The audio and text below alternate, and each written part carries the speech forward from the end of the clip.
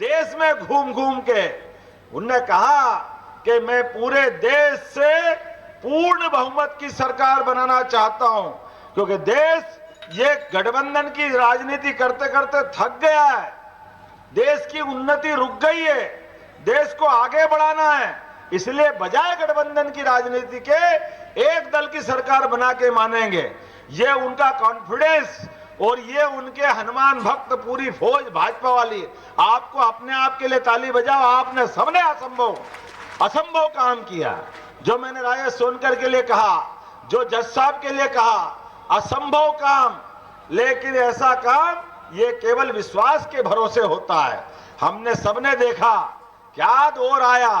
अब याद आता हमको मोदी युग, और अब राम युग पे और आस्था के साथ श्रद्धा बढ़ जाती है कि राम जी के काम के समय राम सेतु बनाना था, तो राम सेतु बनाने में नल नील तो भले ही आए, लेकिन जिस पत्थर पे नाम लिखा वो सब राम बन के तैर गए, ये हमने सुना ही सुना था।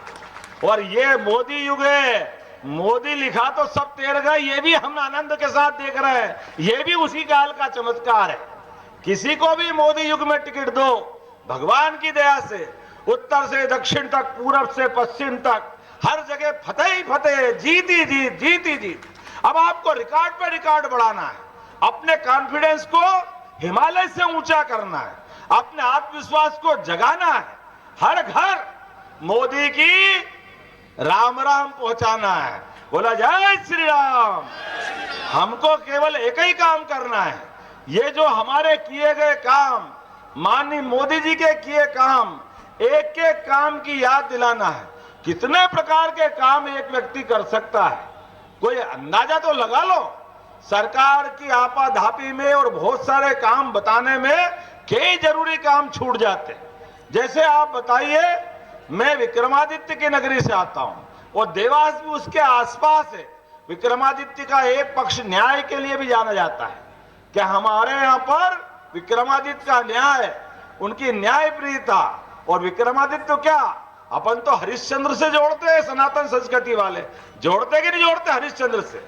जिसने कहा शमशान घाट पे खड़े होकर के वो चांडाल के यहां नौकरी कर रहे थे, लेकिन अपने बच्चे की लाश लेके उनकी पत्नी खुद आई और उनको बेटे से कहा, पत्नी से कहा, पत्नी के पास कुछ नहीं था, एक बच्चे की लाश थी, तन पे केवल एक साड़ी थी, और एक साड़ी लेकर पहन करके आने वाली महिला से कहा कि इस बच्चे को यहां जला नहीं सकते।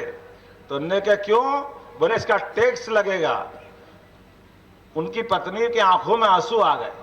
उन्होंने कहा मेरे पास तो कुछ है ही नहीं, मैं कहां जाऊं, किसके पास जाऊं, इसके पिता भी आप हो। उन्होंने कहा मैं पिता बाद में हूं,